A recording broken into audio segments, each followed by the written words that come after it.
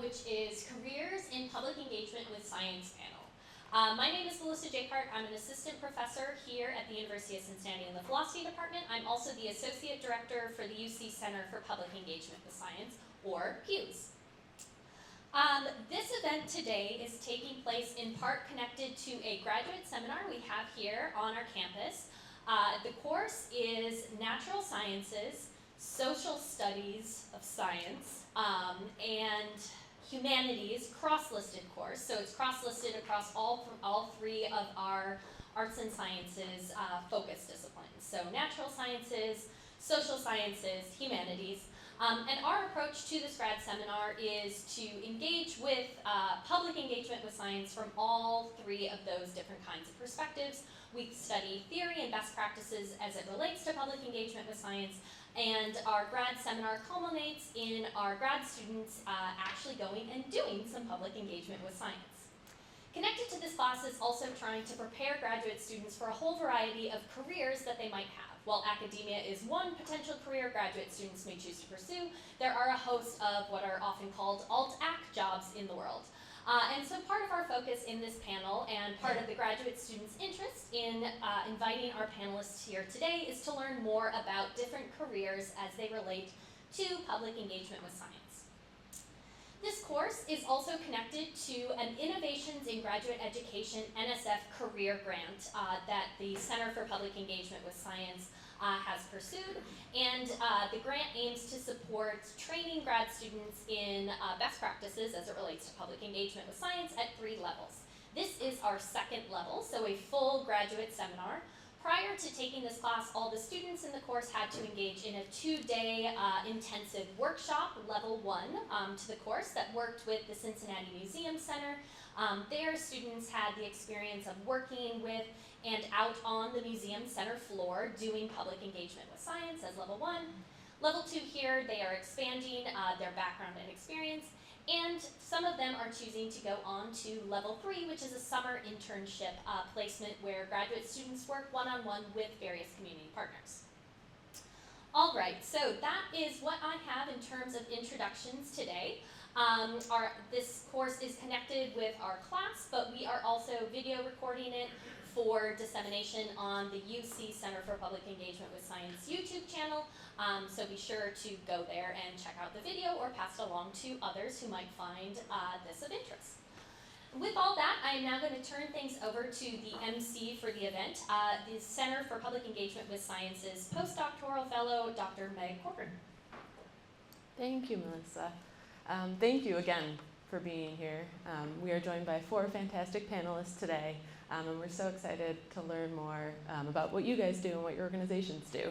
A little bit more about how today's structure is going to work. So I'm going to briefly introduce each of the panelists, and then I'm going to ask them to expand on their introduction to tell us a little bit more about their organization and about them.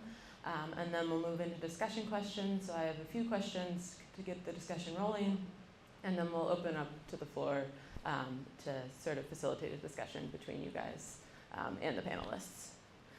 So in terms of introductions,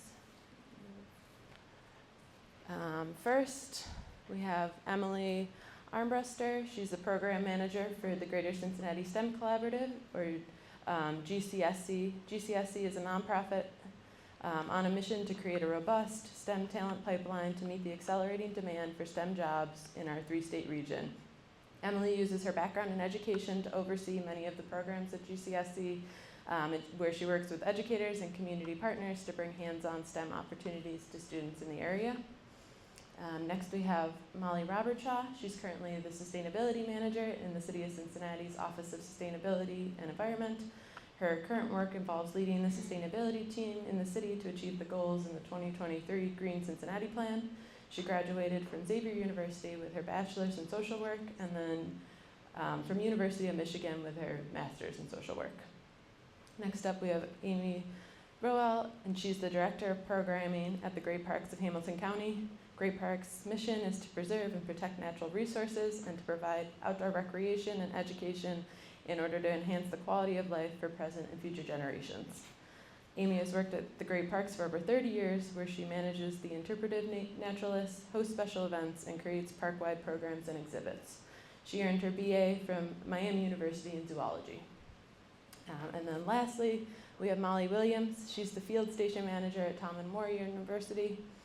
She graduated from Hillsdale College with a degree in biology. She's the first ever full-time field station manager where she oversees lab research and STEM outreach programs at the station.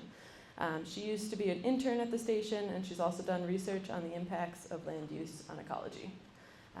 So we are very excited to have you all here. We're hoping that I can sort of pass the mic down and you guys can expand on on that introduction and tell us a little bit more about what your organization does and sort of how you fit into public engagement with science. So I'll start with Emily. Thank you. Hello. Okay, it doesn't tell me to speak. Oh, Oh, there you you just go. have to hold it really close. Okay, yeah. Sorry. It's like, oh, I have a really loud voice. Like, it'll be fine. No, lies. So I'm Emilee Armbruster. I am the program manager for the Greater Cincinnati STEM Collaborative. And we are set up like a nonprofit, but I'm actually a full-time UC employee. So we come out of the College of Education, Criminal Justice, Human Services, and IT. Yes, we call it Catch It. It's kind of like a catch-all for anyone. So our home offices used to be over in Teacher Dyer. We are now over on the Victory Parkway campus.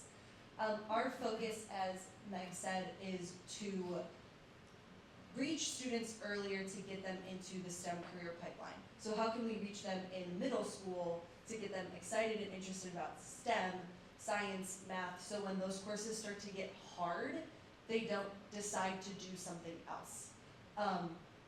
And so the way we think about that is in two specific ways. We have kind of our programming side, those are our boots on the ground. That's really what I do. And then we have our bigger collaborative part of us. And so that's engaging with lots of partners in the STEM that they are doing, specifically around what ages are they serving, how can we work together, and how can we reach more students in the Greater Cincinnati area. We are not just Ohio focused, we serve the tri-state area. So we work really closely with the local school districts in Northern Kentucky as well as Indiana. And so our biggest programs that I get to oversee as program manager are our 3D printers clubs, our STEM bicycle clubs, and our Girls in STEM initiative. And so those 3D Printers Club and STEM Bicycle Club are 10-week after-school programs where we teach teachers how to use our curriculum. So we have a hands-on day of professional development. This past year we hosted it at the 1819 Innovation Hub.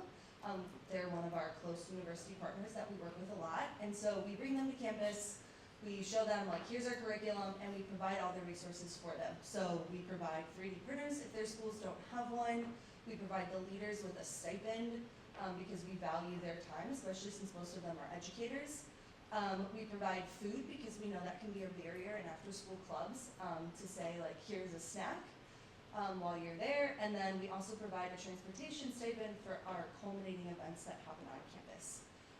So we lead a professional development, which kicks off in December, and then clubs start this semester. So to date, I have ordered over 300 bicycles from Walmart that have gone out to the Greater Cincinnati community. In roughly 4 days, I will order that many bicycle helmets so we keep their brains safe.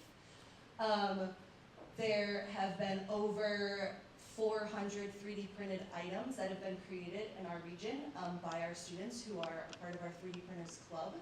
And then on April 30th, we are inviting 300 middle school girls. Over half of that is going to come from Cincinnati Public Schools onto campus for a day of hands-on immersive STEM workshops. And so they'll hear from some speakers pretty similar to this. Our panel moves a little faster because we only have the students for so long, and we really want them to go to the workshops, and then they will participate in 3 hands-on workshops. Molly is actually going to host one of the 21 overall partners who host workshops for us. And so the girls will do that, and then they eat lunch. They get to have lunch with a mentor who's been with them pretty much all day, who's a woman in STEM. Hear a little bit about their journey and their story, and then they get to go back. So I get to oversee all 3 of those programs. In this world, you kind of do a little bit of everything too. So I keep the lights on, make sure our programs run, but then I do some bigger picture things as well. So I do a lot of our grant writing. We currently have a grant through the Ohio Department of Education and Workforce for some of their ESSER funds. Those are building tech clubs and afternoons with some local schools. We are in the process of writing an NSF grant with 1819 to expand our Makers in Education program. And then, as I mentioned, since we're kind of set up like a nonprofit inside the university system, we do a lot of private foundation dollars too. So some of our biggest funders are the Hale Foundation, Charles H. Dater Foundation, Procter & Gamble is our biggest sponsor by far, and so I do a lot of the grant writing and reporting that goes along with that. How I got here is partially by chance and by choice, I like to say. As Meg mentioned, my background is in education, but I went to Xavier as well to be a kindergarten teacher. I wanted to teach the little kids, but I had some experiences through college and some summer programs that really brought me into the idea of educational outreach. And from there, it's kind of like a choose your own path adventure. So I spent 2 years working for AmeriCorps Vista. So my first placement, I was out in Omaha, Nebraska. I worked for a literacy nonprofit, and then wanted to move back to home, and I found the Greater Cincinnati STEM Collaborative. So I actually started as an intern for a year, focused on our communications, and then was lucky enough that they found some extra funding for me and hired me on full-time to be a program coordinator, and then I became a program manager once we fully became a part of the university. So that's my story and my background and how I got here, and I will pass the mic. Thanks for kicking us off. Good afternoon, everybody. Molly Robertshaw with the City of Cincinnati's Office of Environment and Sustainability. I get to serve as the Sustainability Manager. That's a relatively new role for me. City government is also a relatively new role for me. So I don't have a really smooth elevator speech at this point, but I'm going to give it a go. Because our office is growing like crazy and adapting like crazy in an environment in which funding is coming more quickly than we could have ever imagined.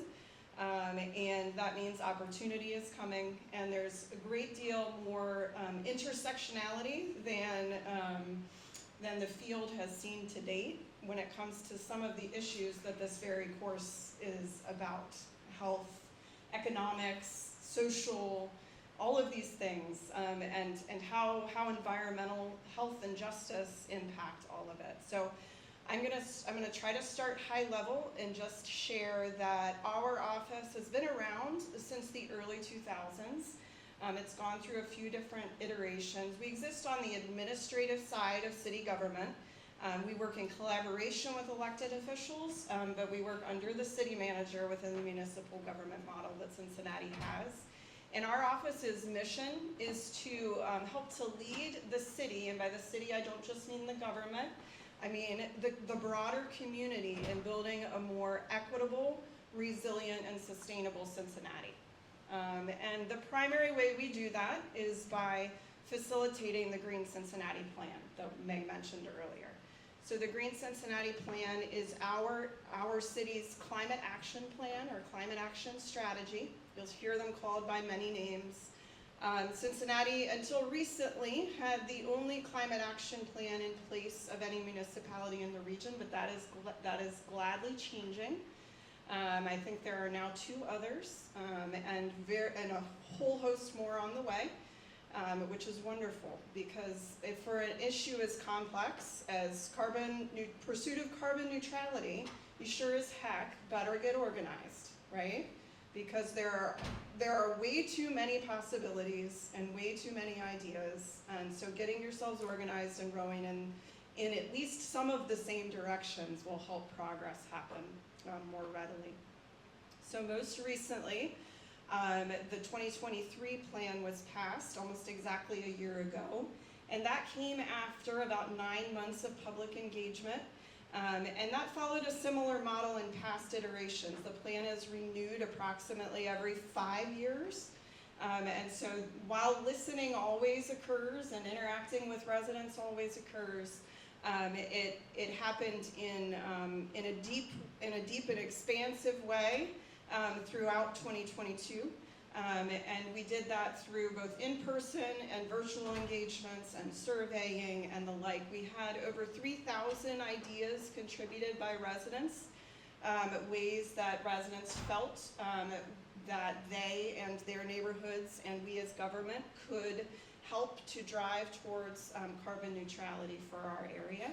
And we spent a whole lot of time looking at those and whittling them down, grouping them and coming up with themes and coming back to the community and saying, how does this look?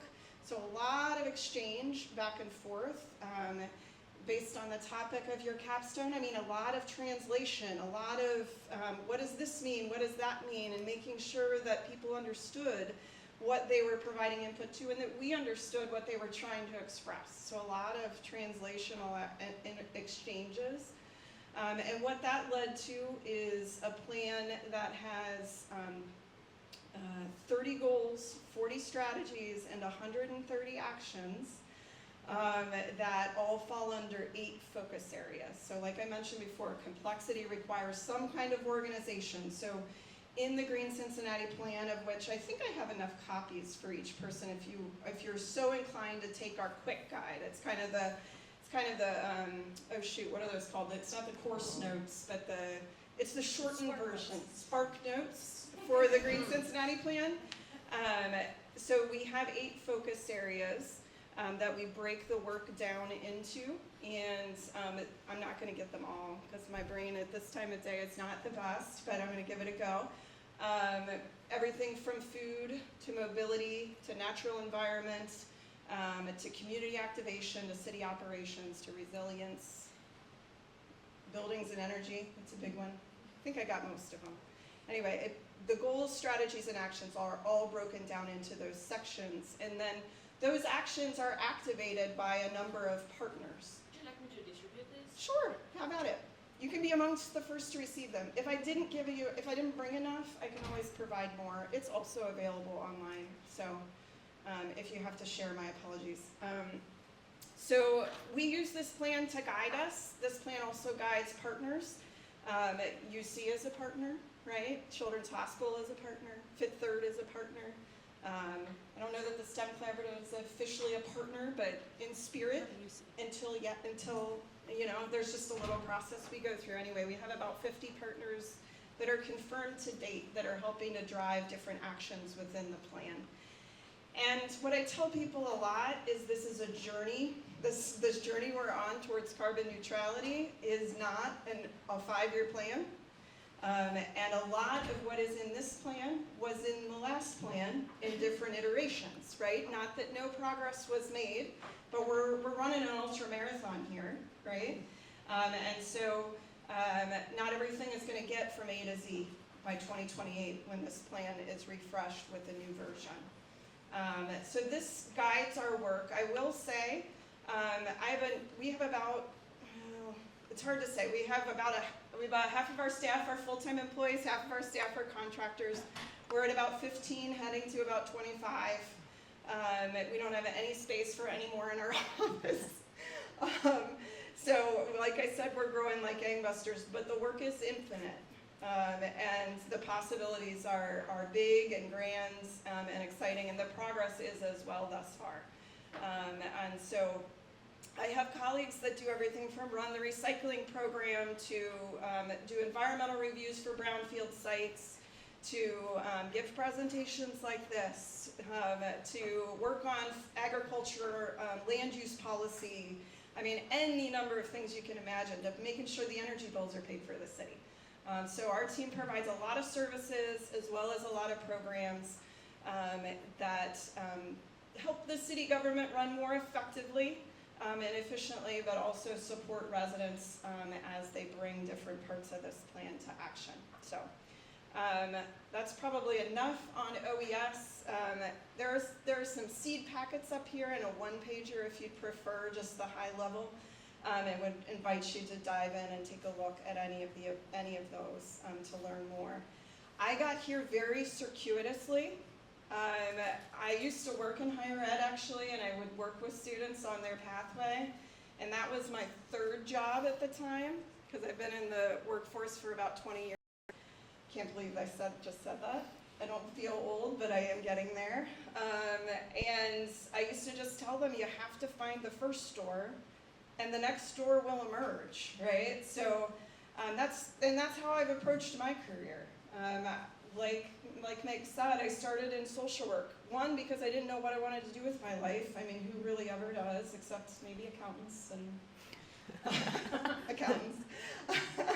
And so social work was broad enough. I could work with any age group, I could work with any community, but my passion was always environment. And when I was in undergraduate, if you weren't a scientist, there weren't many environmental degree programs that you could take on.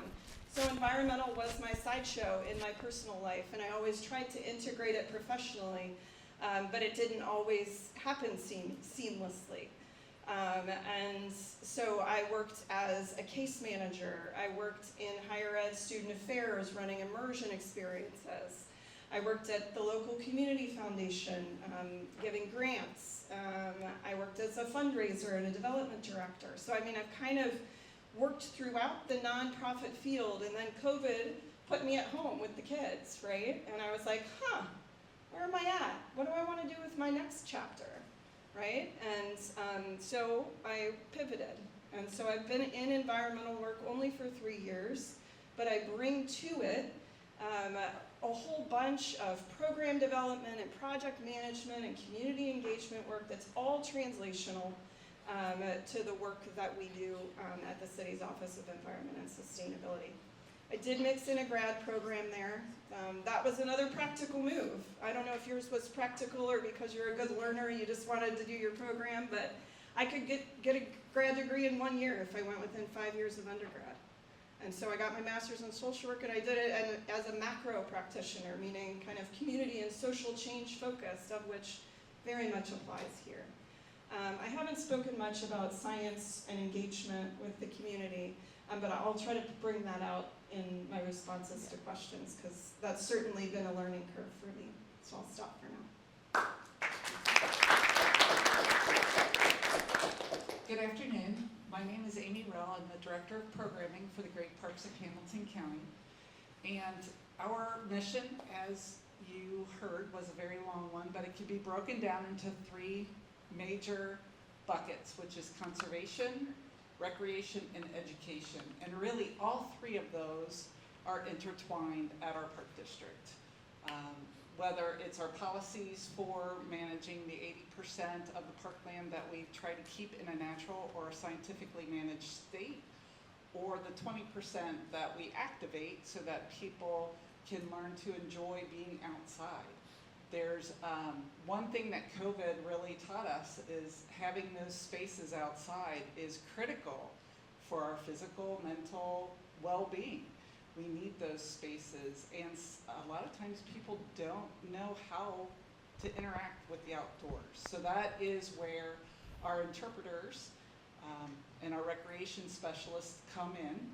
We provide the programs and the special events that people can come out to enjoy in the park. And our whole goal is to really meet people where they are and either introduce them to the outdoors or to a specific activity like paddleboard or kayaking or something of that nature, hiking, or it's to take them to the next level and really get them involved. Maybe they want to volunteer. We have volunteer opportunities to help us control invasives, which are going to be with us for the rest of our lives, and we will be working with trying to get rid of those as much as possible. And then ultimately, hopefully we inspire some people to come work for us as well and be the stewards for these spaces moving forward. And a great example of that is, of course, the eclipse that happened last week. We had one park that was in totality. We provided an event there, and it was the coolest community event and feel of anything that I've ever been a part of. people were so happy to be there, to be together with their family, with their friends, and even to meet new people. We had people from all over the country. We had somebody from London who happened to be in the States, diverted their travel plans so that they could see the eclipse. And it was just a magical experience. And that is what parks are all about. And hopefully that is the open door that leads to all of these other opportunities to even involve people more in science, in nature, in our environment, and taking care of what we have so that we can pass it on. The way I got involved, I've been with the park in May, it'll be 34 years. It's kind of hard to believe that I've been there that long. After graduation from college, I went to the East Coast and I tried my hand at an environmental ed camp for a while. I thought I wanted to get more into the scientific realm of things, and then decided I couldn't be in a lab. I had to be outside. And so then I tried thinking, well, maybe I wanted to be a teacher, and then I was like, nope, can't be in a classroom all day, every day, so what can I do? And this was a great option for me because I get to meet people. I'm not necessarily comfortable in a big group like this speaking, but I am getting better. After 34 years, I probably should be getting better. But it has been a lot of fun, and it's a great career to have if you want to meet people, if you want to have something that changes almost daily. And you're interacting with people, you have to think on your feet, you have to move real quick. And it's great because you get to work with other departments whose focus is slightly different than yours, but the end goal is the same. So that is what the Park District is all about. So I hope in any of your free time, you get to come out and enjoy the parks.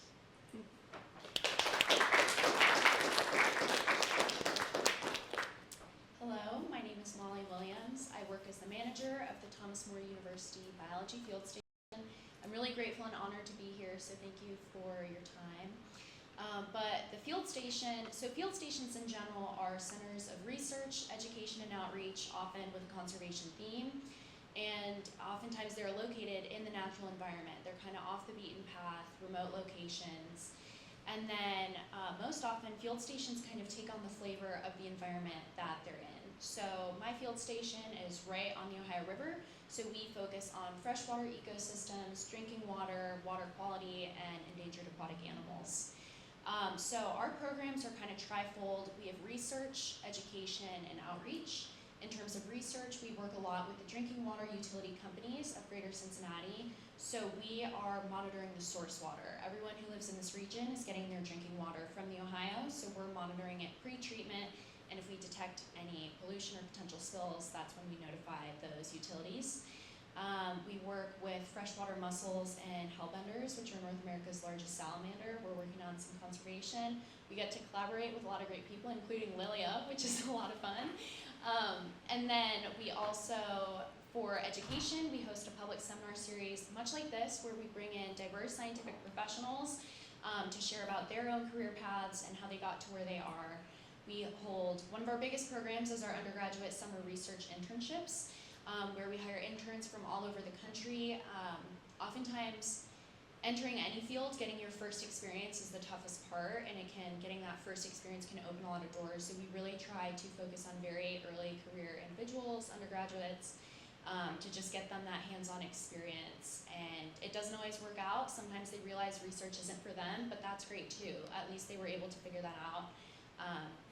And then in terms of outreach, we do on-site K-12 field trips. We host summer camps for high schoolers, both day camps and overnight camps. We hold community open houses and other public-facing events as well. So my role, as you mentioned, is a pretty new role to the field station. I've almost been here an entire year full-time. So in the past, the field station has had part-time lab coordinators or part-time STEM outreach coordinators. So my job is just kind of both of those rolled into one year-round full-time position. So I would say about 40% of my time is spent coordinating our lab program. So that's maintaining water quality equipment, maintaining the managed care systems for the animals. And then 40% is STEM outreach, so either executing programming, brainstorming new programming, making new materials to be used in those programs, advertising those programs. And then 20% is just kind of general maintenance and operations. So field stations are relatively large facilities with relatively small staffs. That's pretty common.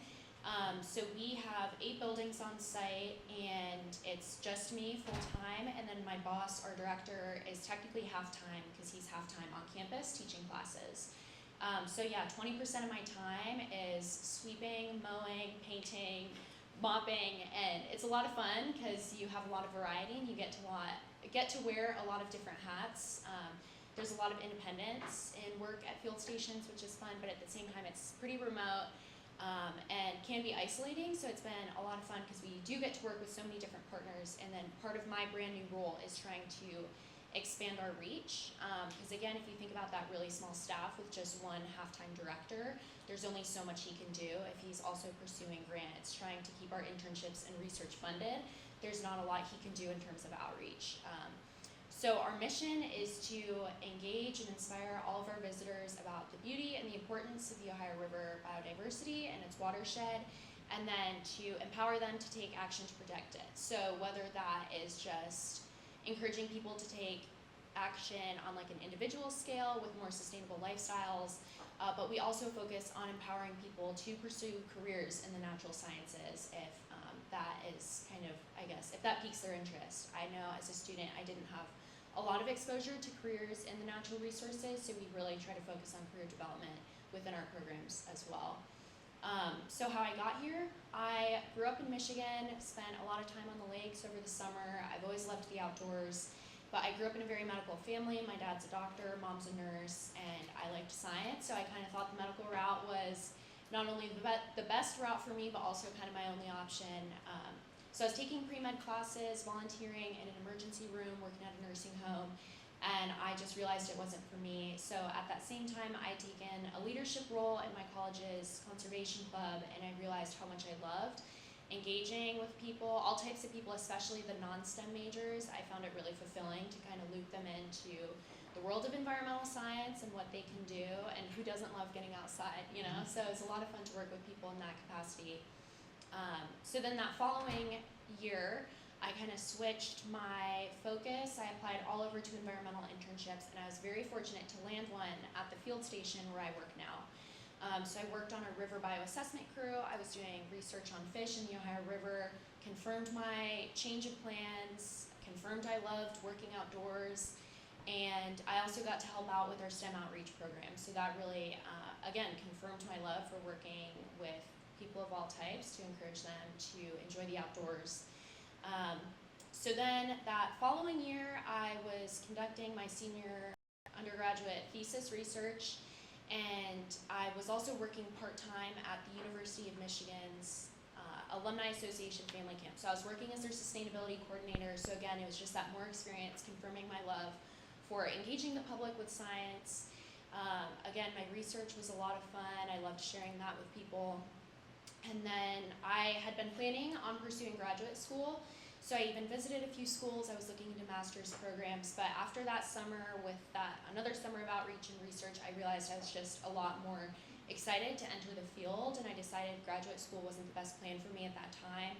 So I just entered my job search with just a bachelor's, and I knew that was a risk, and my plan was just to kind of test it out and see where it got me, and if I wasn't feeling fulfilled, then I would just kind of reevaluate at that time. But it worked out, and I was able to land the position as manager of the field station. So I started right after graduating, which was last May. So I've been here almost a year, and yeah, it's been a great one. So thank you for having me.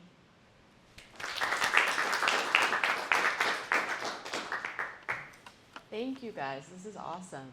I've learned a lot and I'm excited to keep learning. Let me grab my first question. So we have some questions that the class sort of pre-thought to get the discussion rolling. So what are some of the biggest challenges you've encountered connected to public engagement with science? So some of the challenges that you face in your organizations and in your role specifically. And we don't have to go in order, so whomever wants to answer at any point too. I'll pass it along. Does anybody? Sure. So when I looked over this question, thank you for sending them in advance. I was like, oh, which challenge?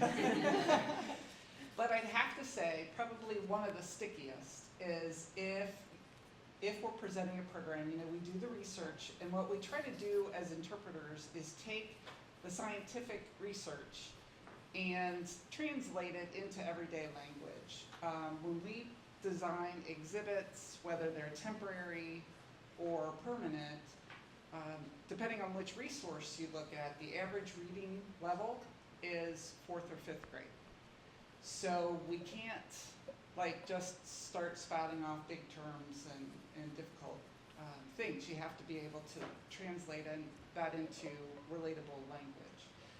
And when we do those types of programs, I think one of the stickiest is if there are people who strongly have strong religious beliefs and that kind of seem to contradict or go against scientific thought, and really how to handle that, because that is something that people are very obviously passionate about, and that is A-okay.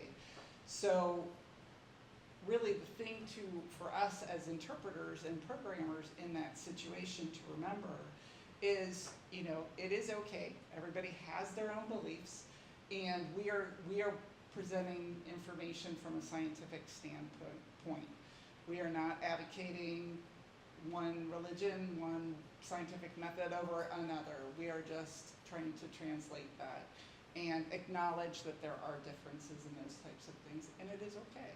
But the core of the message would be blah, blah, blah, you know, and this is, we're trying to get you to relate to the animal, the environment, the habitat, the plant, whatever that might be, in a way that you can relate to it. So, did you have anything? Sure. So I think in terms of public engagement with science, one of the challenges I've faced is definitely entering the field post-COVID. So field stations especially are, like I said, these kind of remote, off the beaten path locations. So during COVID, all visitation to field stations pretty much came to a complete halt. And so there is an international organization of biological field stations, or OBFS, and so we're in communication with field stations around the world, and pretty much everyone is still struggling post-COVID. I think that so much of learning did go virtual, and a lot of material can be conveyed effectively virtually, but if we're talking about connecting the public with science, there's no better way to do it than these nature-based immersive experiences that field stations can provide. You know, what better way for students to learn about drinking water than to do so on a boat on the Ohio River where they're getting their drinking water from. So that has been kind of challenging, of trying to get creative ways to increase our visitation numbers back to hopefully what they were before, and ideally even better than before. And then a field station specific challenge I can think of is also, like I said, I don't know, but they tend to be affiliated with parent organizations. So our field station is affiliated with Thomas More University, and it's great because we kind of have our own campus, we're immersed in nature, but at the same time we're kind of out of sight, out of mind from that parent organization. So that can pose a lot of challenges too. We function as a nonprofit, we pursue our own external funding, but that makes long-term planning difficult when we can only plan 1 to 2 years out in advance. So that is definitely kind of a challenge. But at the same time, it's kind of, you could say, a blessing and a curse, because we're out of sight, out of mind, you have a certain independence that I think a lot of very structured organizations might not quite have. So it's a little easier to get things done, come up with new ideas and execute those, just because I guess there's a little, like, fewer hoops to jump through, you could say. But yeah, COVID and the independence with VRs. I can share a few. So one of the main thrusts of the 2023 Green Cincinnati plan had to do with the equity component. Just like the movements within our world caused us all to think somewhat differently, the difference between the 2018 plan and the 2023 plan really has to do with equity. And when the mayor tells you to restart the planning process and tells you it needs to be done by a certain time frame, and that time frame is 9 months, but equitable engagement with the public on scientific topics takes much longer, then therein lies a challenge, right? So how do you engage with the communities most impacted by climate issues, which here look like heat, landslides, and overland flooding primarily, when, for the most part, your department is not out there with boots on the ground in the years in between, right? Partners are, absolutely, and those partners are the reason we were able to make strides in this regard for the 2023 plan. But just the sheer reality that it takes some time to create those conversations where trust can be built and clear feedback can be offered and everyone can understand one another is a challenge. The other piece that we struggle with is we want to hear mostly from those most impacted by climate issues. And those folks, those individuals, don't have a heck of a lot of time to pay attention to science, right? They're wondering how they're going to get their roof fixed, how they're going to get to their job the next day, and how they're going to put food on the table. I don't know about you, but it's really hard to think about a global challenge like climate change and how that's impacting your life when somebody's asking you to come to an evening meeting where childcare may or may not be available and you're not sure if you can feed your kids that night, right? So these are some of the challenges that we were wrestling with throughout the planning process and now the implementation process, any sort of grant we're writing. The federal government has also implemented an equity lens through their Justice 40 initiative. And so every single last grant from the time you are starting to conceptualize it through implementation, rightly so, needs those most impacted involved, but their time is valuable and needed to be used in other ways. So we do the best we can. I don't have a solution to that challenge. We do a lot of compensating people for their time. We do a lot of meeting them in the neighborhoods with the organizations they're already engaging with. But beyond that, we don't have a special sauce. We're just day to day figuring it out little by little. Those are a few challenges. I would say for us, one of the biggest challenges is the broad number of communities we work with. So one day you are speaking to a school very specifically of how can we work around their transportation needs to get them onto campus. And then 3 hours later, we're meeting with a business that we're trying to explain how their input trickles down into middle school and high school students.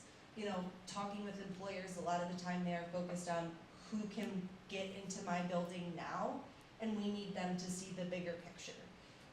And the challenge is similar in different levels, even for schools too, is they're thinking, okay, we need our students to become members of society. What's the best way to do that? And they have their own set of tests that they have to implement and curriculum that they have to follow, and we're trying to get them to say, if you do some of these extra things that really light a fire under students and get them interested in these STEM subjects, that can get them to these roles that employers are trying to fill. So it's difficult working with lots of different communities because every single one has their own specific challenges and needs and desires, but we're also then have the challenge of getting them all on the same train so we can all move forward, because the only way we're going to fill the STEM workforce with a population that looks like Cincinnati is if we're providing these opportunities to all students. And so it's a really big challenge that, again, like, we don't have all the answers for. We do our best every day to try and look at each individual community and say, okay, what are the 2 things here that we feel we have the best resources to help with, and then how does that go along with this next community and this next community and this next community. Thank you. So our next question is sort of folds into the question that we just have. So do you ever find ethical complications in your area of work, and how have you navigated them? So if anybody wanted to dive a little bit deeper into that.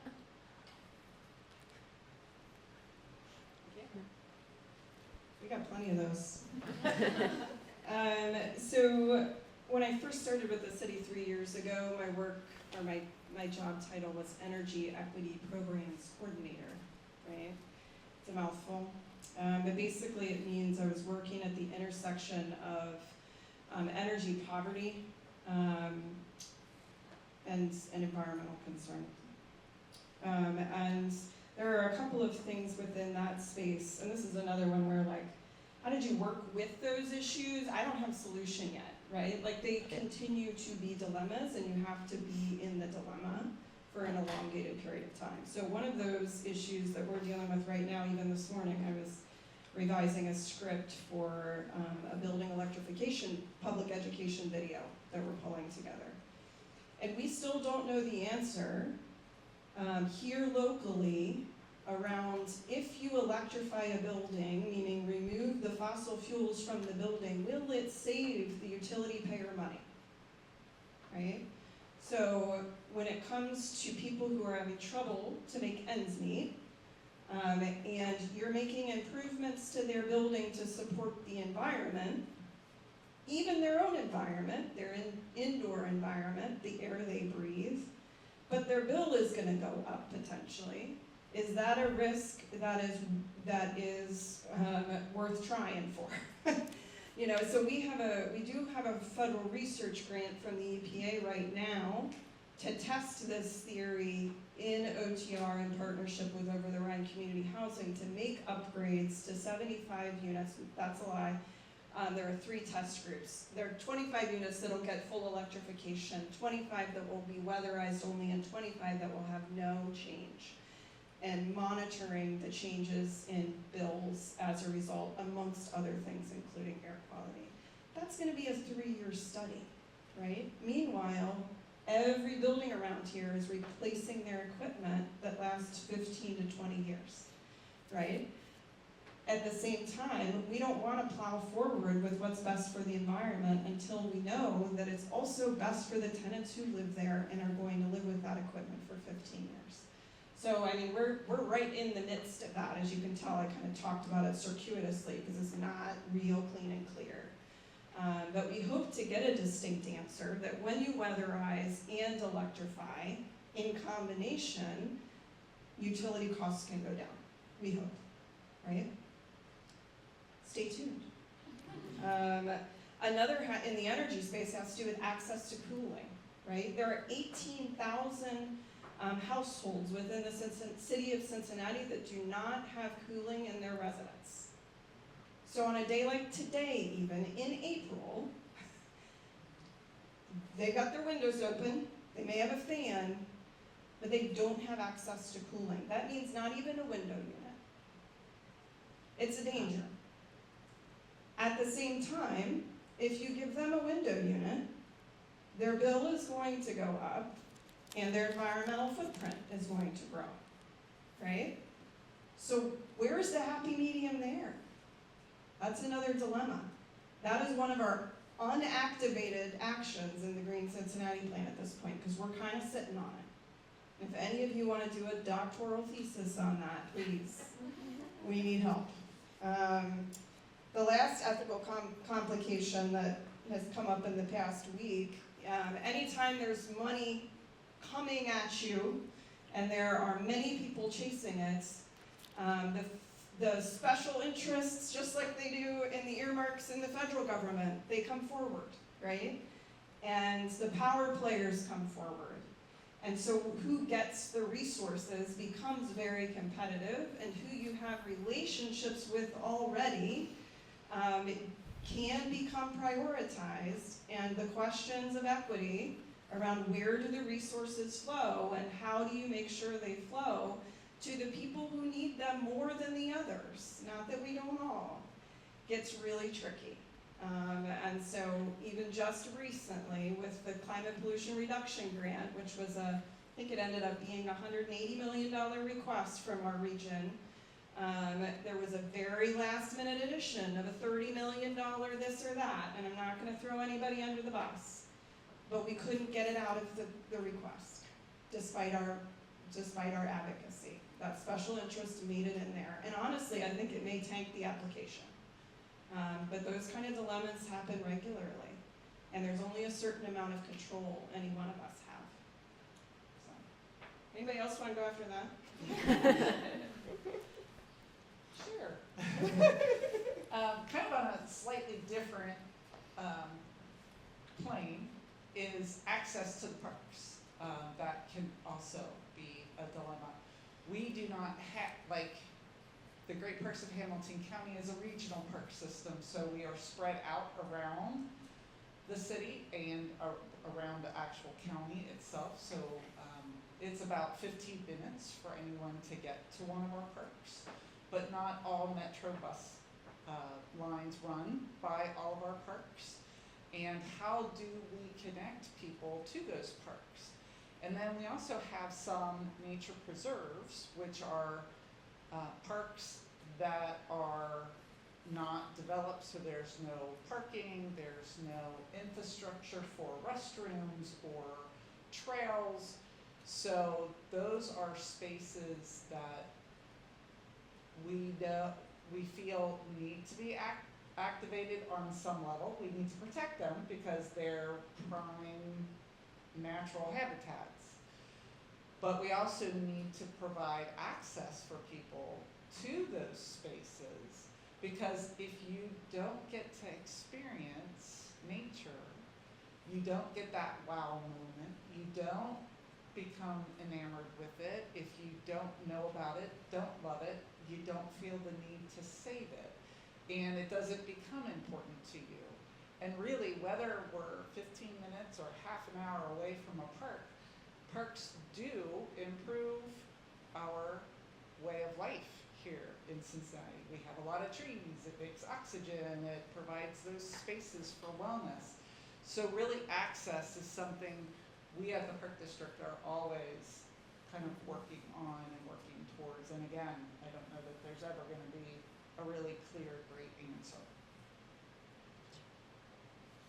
Yeah, so I can definitely think of a few. The first, when it comes to public engagement with science that I can think of, is kind of the need and desire to be real with people about the harmful effects of humans on the environment, the reality of climate change, the way that we're going to be feeling it, and especially our kids are going to be feeling it.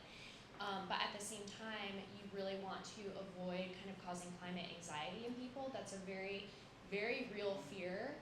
It becomes really serious for people, and it can even definitely lead to apathy, right? If you're convinced that the world is kind of doomed and there's nothing we can do and it's inevitable, why would you even want to think about that? So it's a lot easier to just kind of block it out. Better for your mental health to not think about it too, if that's what you truly believe.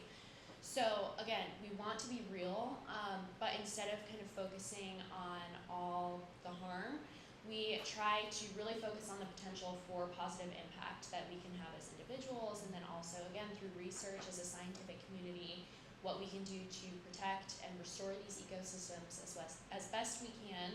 So really kind of focusing on hope and avoiding that fear while still being real with people. Like, we don't want to bubble wrap anyone that we engage with, but it's just a tough balance for sure. And then another kind of field station specific ethical challenge that we face is definitely through our internships and by hosting interns that live on site at the same time as being their boss and their manager and directing their research and supporting their professional development. We're also their landlords and know their medical needs, and we're responsible for their mental health and personal comfort and safety at the same time. So that's kind of an interesting balance to strike as well, but definitely just leading with respect and maintaining confidentiality, I guess, at every corner is kind of how we navigate that. And then specific to field research, definitely that historically has not been a space that's been safe for women. You know, remote locations, often research takes place at night. So how do we make our field site safe and comfortable for all types of people, including women? So we really focus on the interns code of conduct. We follow that as staff. We have interns write their own house rules. So that seems simple, but it opens the door for conversations about boundaries and safety with one another. So yeah, I guess that's kind of how we navigate those. But I think there's ethical dilemmas really in any scientific career across the board. So I think it's inevitable, but manageable.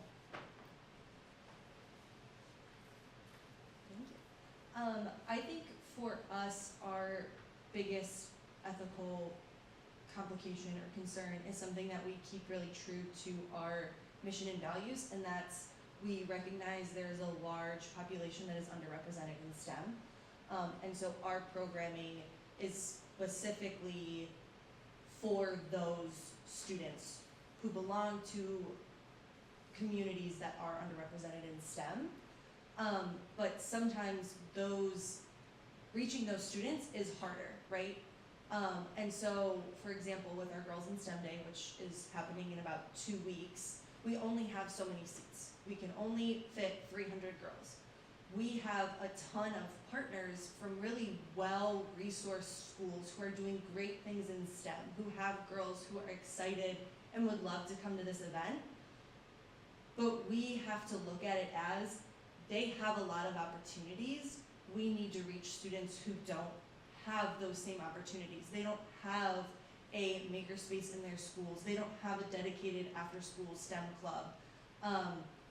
They are just doing regular science that's worksheet-based. They don't even have the resources to do STEM hands-on labs. And so for us, it's the constant debate of, it would be so great to give these students this opportunity because we do truly believe every student should have these opportunities, but there's only so many seats, there's only so many dollars, there's only so much bandwidth because we're a 2-person team to reach the students. We really need to focus on the students we say that we're going to focus on, and those are the ones that are underrepresented in STEM. So you have to navigate it the best as you can. At the end of the day, we always tell ourselves, like, we are trying to help students, and the students come first, and especially when there are sometimes adult decisions and complications, you have to think through those and work through them for the students that we're trying to reach. Thank you all. So I have one more question before we'll open the floor to questions from the audience. I think speaking for everyone who's sort of in attendance here, we're all sort of interested in learning more about how you kind of get in this public engagement space. So I was wondering, what key advice would you give to someone looking to sort of get into a career focused on public engagement with science?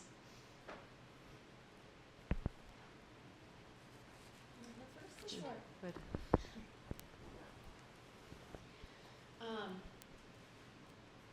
Okay, so I just went through the job search, so this is very, I guess, fresh for me, but a few things. One is get involved as early as you can. You guys are still taking classes on a college campus, so there's lots of opportunities for you to take courses that pique your interest, get involved in student organizations, take leadership roles, and then especially volunteering. Obviously, you deserve to get compensated for your time, and you shouldn't work for free all the time, but I think to potential employers, it shows a really high value and a strong passion for the topic, and that's something I wish I had done more of prior to my job search, definitely, and just through exploring my interests. I think I could have known what I wanted to pursue sooner had I done that earlier. And then also when you are applying to jobs, so we receive around 100 applications for like 10 spots in our internships. So we really have to get pretty harsh when we're sorting, and resumes and GPAs start to blend together. So the opportunities to stand out, at least from our perspective, is going to be a cover letter if you have the opportunity to do that.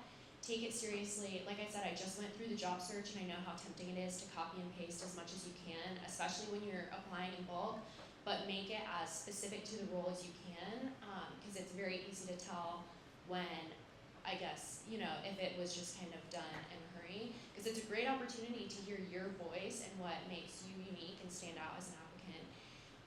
And then also recommenders and letters of recommendation, or references and letters of recommendation. So our position, we do ask for letters of rec. Most positions will at least ask for references. Especially in the public engagement with science realm, it's really important that you have people that can speak to your ability to work with all types of people, your adaptability, your flexibility. So definitely make connections with your mentors, keep relationships with them. And you really just want someone, and I know it's hard, especially at a larger institution, but definitely try to focus on making informed forming those relationships and keeping them, because they're going to be your biggest advocate. Because everyone speaks all about themselves in a job interview and during the application process, but not everyone has a good letter of rec or a reference that we can talk to and I guess like corroborate and speak on their behalf as well. And then one other piece of advice is just cast as wide of a net as you can. I think the job market is tough kind of everywhere right now. I think I applied to 40 full-time positions, and yeah, I was fortunate to end up with one, but had I only applied to 20, I don't know how it would have worked out for me. So it's definitely demoralizing, because you'll submit so many and never hear back, but the best thing you can do for yourself is just keep going. And yeah, it's exhausting, but it's worth it, definitely. I would echo much of what Molly has said, but I would also highlight a couple of those things. Volunteering does give you an opportunity to really cast that wide net of what your interests might be, and it helps you find out what you don't want to do, and that is just as important. Secondly, if you are interviewing with a company or an organization, do your research about that company and that organization. Know what their mission is. Be familiar with what work they're doing. Go visit their sites if you can. Be knowledgeable about that, at least to some degree, so that you can relate your experience to what they're looking for and what they do. And last but not least, I think that it's really important for each of you to not overlook the part-time job. I know everybody wants a full-time job, everybody needs a full-time job, I get that. Early in my career, I had 3 to 4 part-time jobs before I was hired on full-time with the Park District.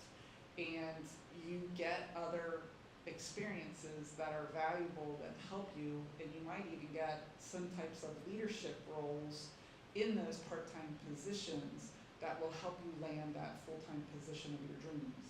But don't overlook those, because they're just as important.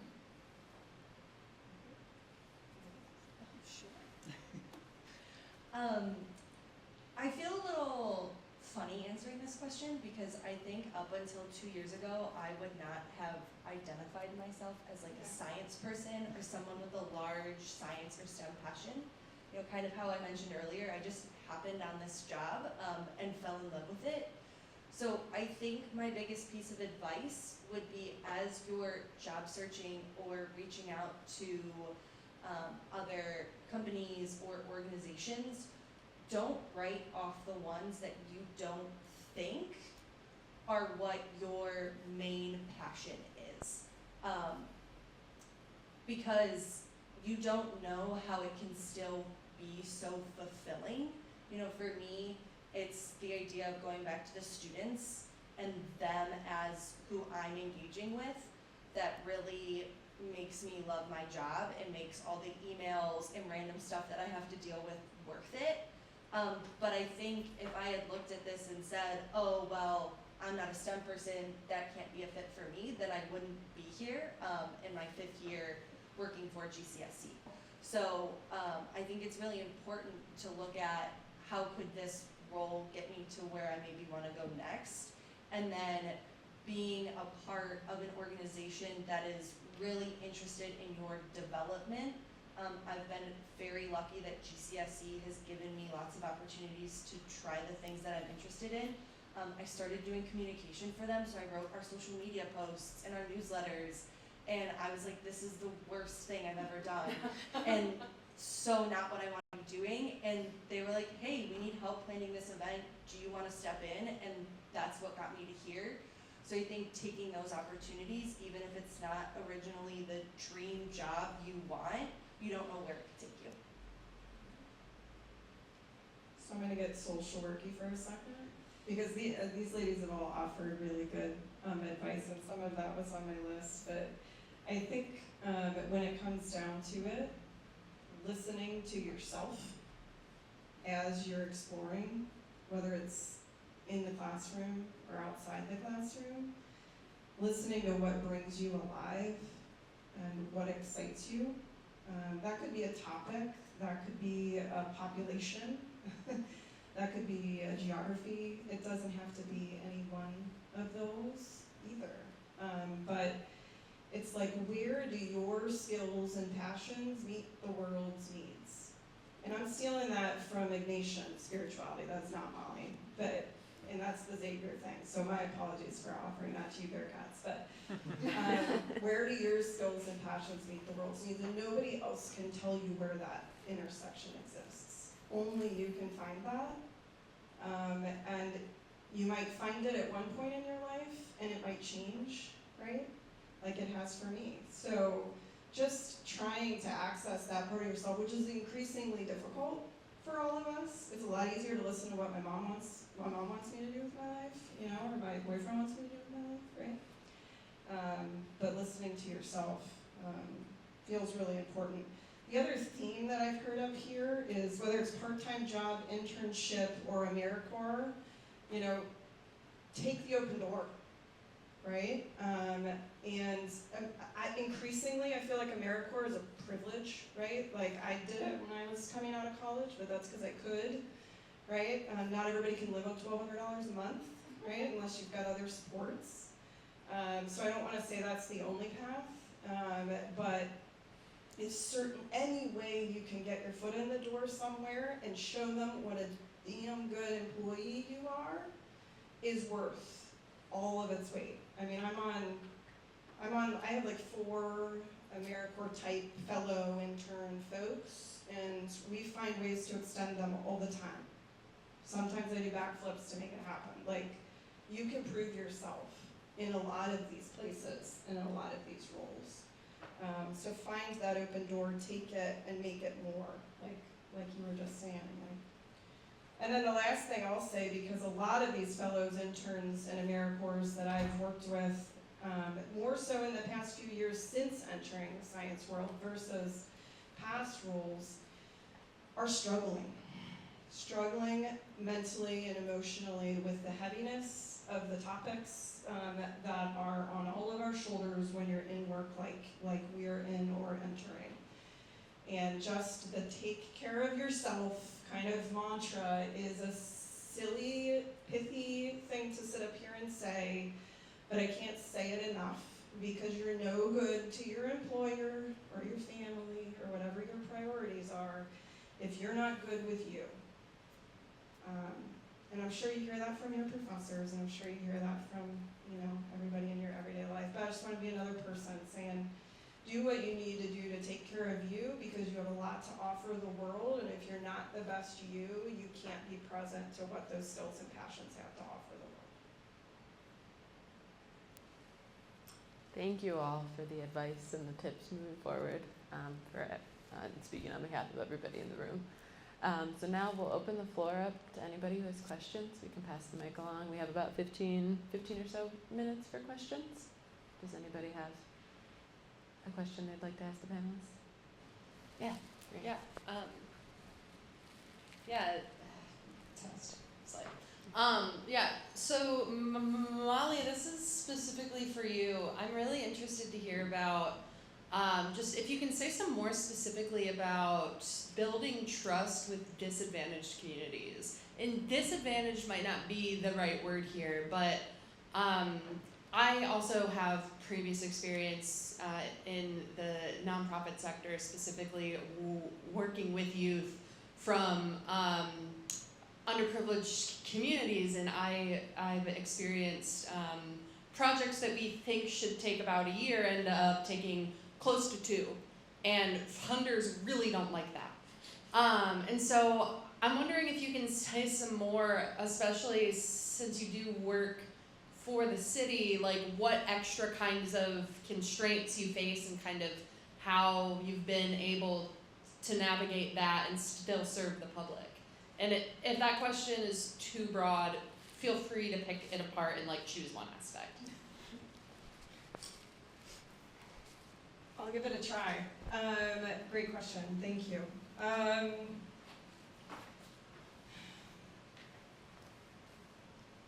To build trust requires long-term presence.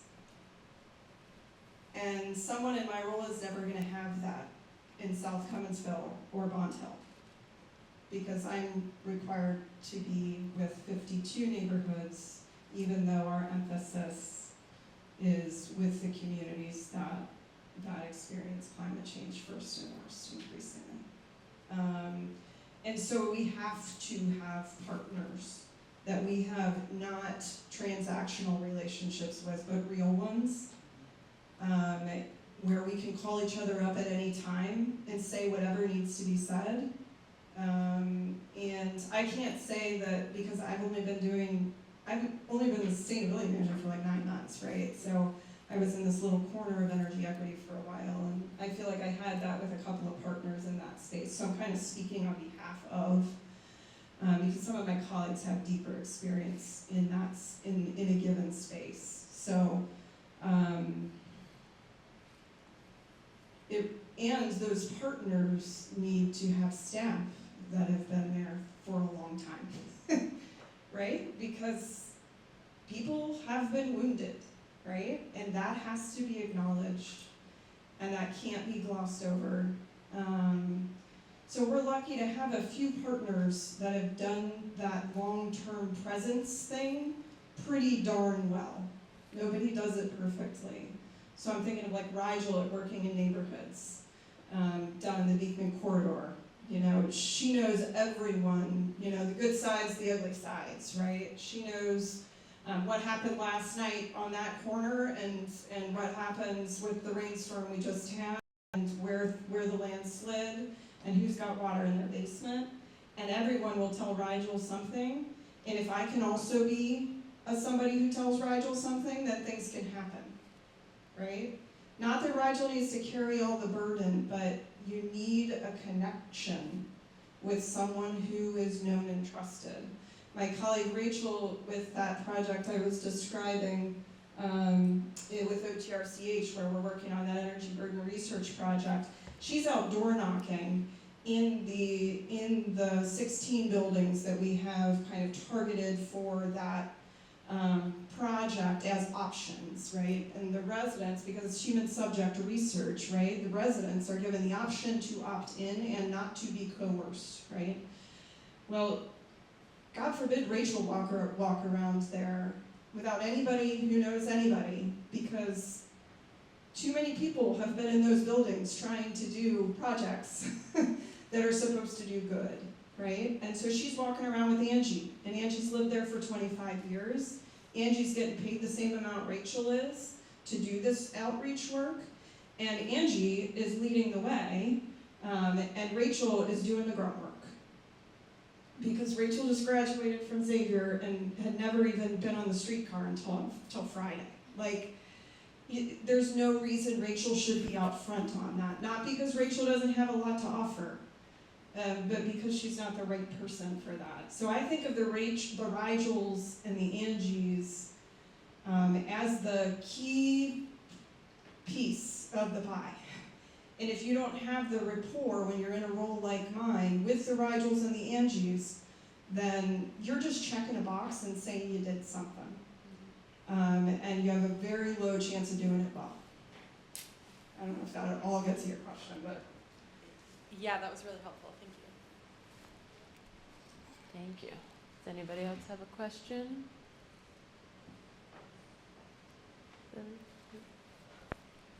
We can pass it around. So all 4 of you hinted at the challenges in establishing both trust but also belonging between scientists and community members. There are several people in this room who are active science researchers and graduate students, and part of our job is on a scientific level to connect with these communities. But a lot of the communities we connect with, we are not a part of or belong in socioeconomic standpoint and diversity, equity, and inclusion. So I was wondering if each of you could do a brief comment or best recommendations for best practices or best strategies you found for connecting with groups very dissimilar or separate from the environments we generally work with. That's a good question. Nice. I think for us, it's knowing it at the start. My boss and I are very open about the fact that he is a white man and I am a white woman, and those typically are not the students that we serve.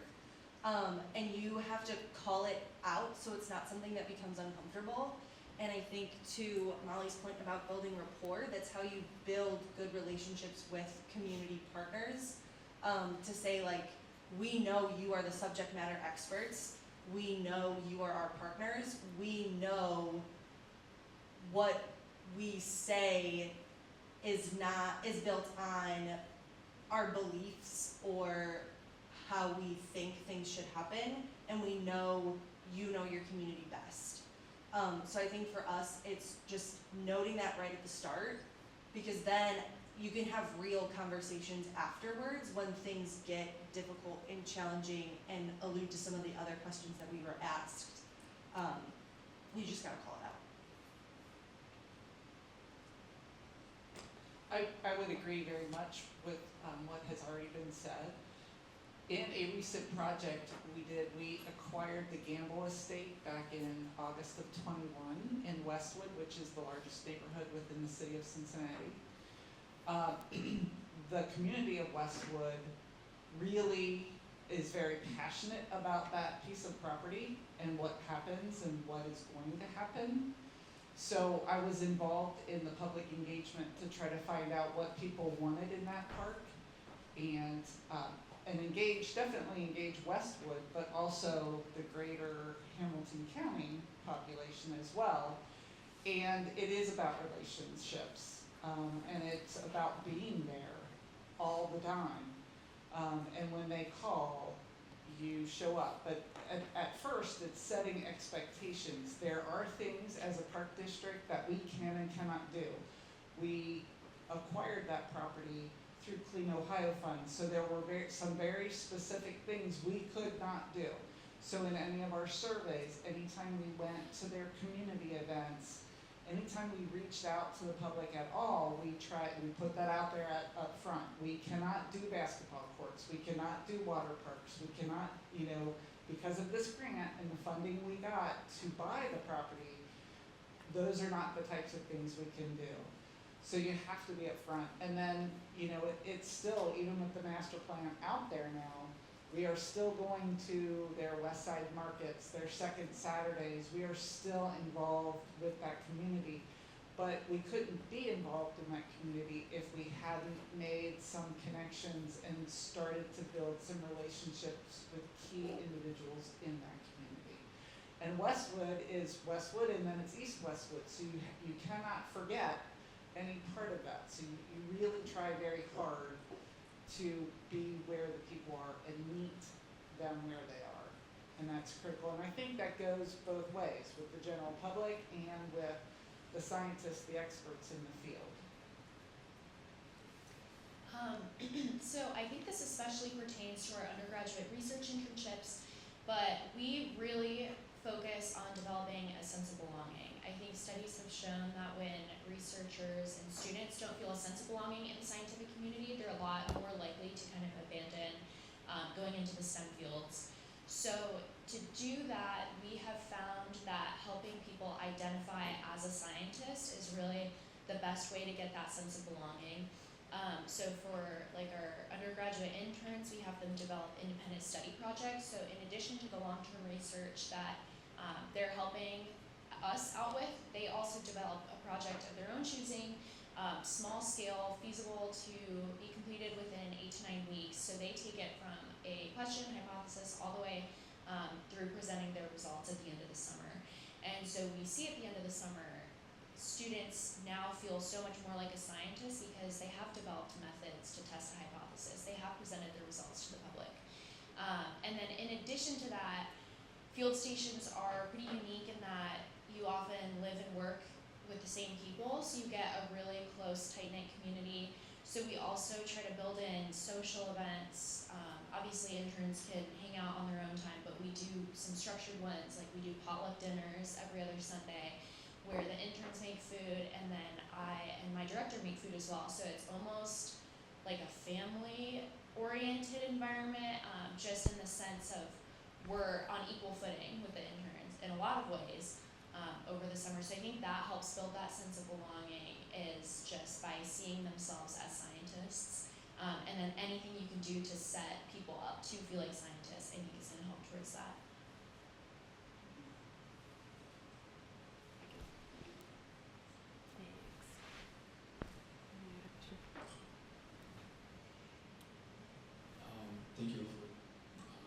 share it with us. So any career goes through some critical moment, and whether that's like great achievement or great hardship, something concrete that like sort of shifts the perspective of how you approach your job. And I was wondering if there's something that happened in your careers that resonates with that, something that changed the way that you do public engagement before and after that particular event or whatever that event is. Good question. Does anybody have any thoughts? I want to go first. Okay. I had twins, and my career trajectory needed to change. No, in all seriousness, that is part of it. You know, like personal, professional, it all is part of who you are, and life can get complicated. But I would say, you know, the pandemic, I think for a lot of us, was that opportunity, and I know it was for me. I called it a sabbatical, but really it meant I had a hard time paying my mortgage. But it's kind of like a mindset shift where, you know, this is a tough time, but it's a time that is also opportunity.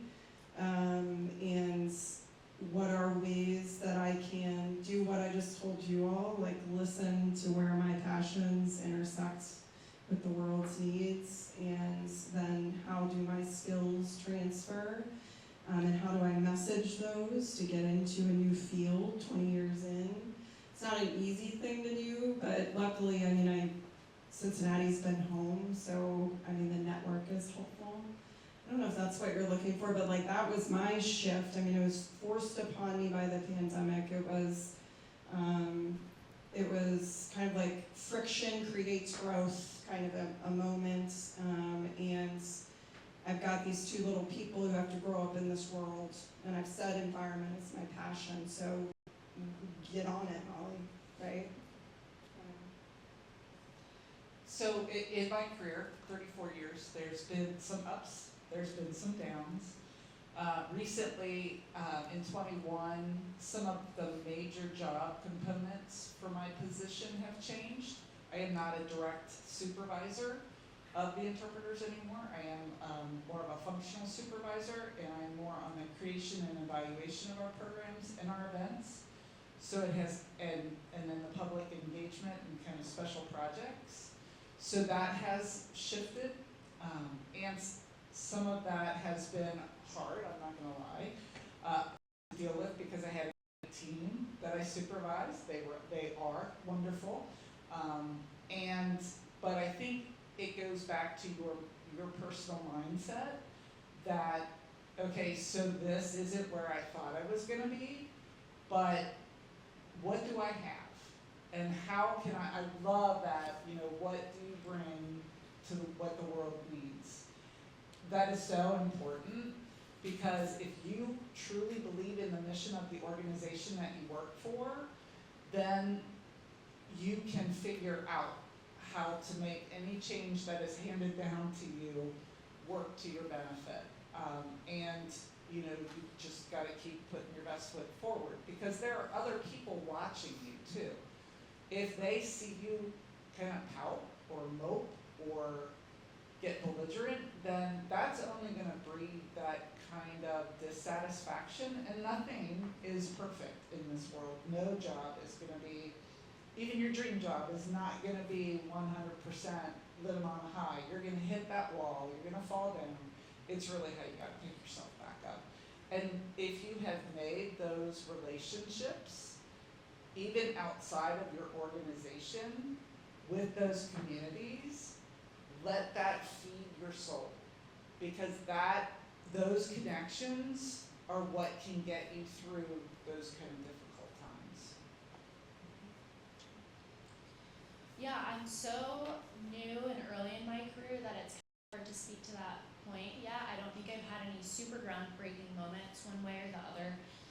But one thing I can think of is, especially when you're starting a new role, you're gonna make mistakes, and that was really hard for me because I came from college where I felt that every time I put my all into something, I was at least satisfied with my effort, if not also satisfied with the outcome. And so all of a sudden I was putting my all into something and not always being satisfied with the result, and that was really hard for me at first. And you know, you make small mistakes, some are understandable because you don't know how something works, and then other times it was you hurried through something and made a small slip up in that way, and those just were hard on me. And then I feel like, I don't know, when that happened one too many times, and I just kind of had a mindset shift of I'll never make these mistakes again because I hated how I felt after they happened. And then B, just being more meticulous, being more careful, and then also just feeling more empowered the longer you've been somewhere, the more confidence you're gonna have in that role. And work is very different than school, where I think, I don't know, and it depends on the job, but definitely just trying to shift the mindset also of, well, I know I put my all into it and that's enough. It doesn't matter. Of course it matters, you want your organization to succeed, but it's just, especially in the nonprofit realm, you know, things can go awry pretty easily. So just being confident in the work that you're doing, I think is really important and what I'm trying to focus on. I had to laugh because it doesn't happen in just your first year or two. You get 30+ years in, every once in a while you trip yourself up with making a mistake, and you just gotta go, oh, okay, that was really stupid. How do I fix it? How do I make it right? How do I, repair it? Yeah, I think at GCSE, we kind of are coming out of almost a perfect storm. So the pandemic hit. We had one director for 10 years, and she decided it was finally time for her to fully retire and spend time with her grandkids. And then if you've paid attention to the education landscape in Ohio for the past 2 or 3 years, it's really been evolving. We used to have the Ohio Department of Education, and now it's the Ohio Department of Education and Workforce. So in about a 2-year span, we went to having a new director, so I had a new boss, and thankfully he was someone who was really plugged in, he was on our advisory board. But it still wasn't a seamless transition. He was learning, I was learning. There were moments where it's almost like you're teaching your boss what you're supposed to be doing, and that feels really weird, and especially when the entire landscape around you is changing. We had really great partners that were super strong before COVID, and then people had to change roles. They took different jobs. They wanted a new change. So then your connections in the community change. Your best partners change and shift. Everyone's vision changed and shifted. So we're kind of getting out of that and redefining what our way goes. But I think when you have this kind of big shift, you just have to think like, I'm either gonna stay on this boat and we're gonna figure it out and we're gonna get through it, or like, this shift is too much and I'm gonna put myself first and I'm gonna find something else, and you have to be okay with that. Thank you all. So it is 3, so we are going to have to wrap up. So thank you guys all for coming, and join me in thanking our panelists again for coming. This has been fantastic.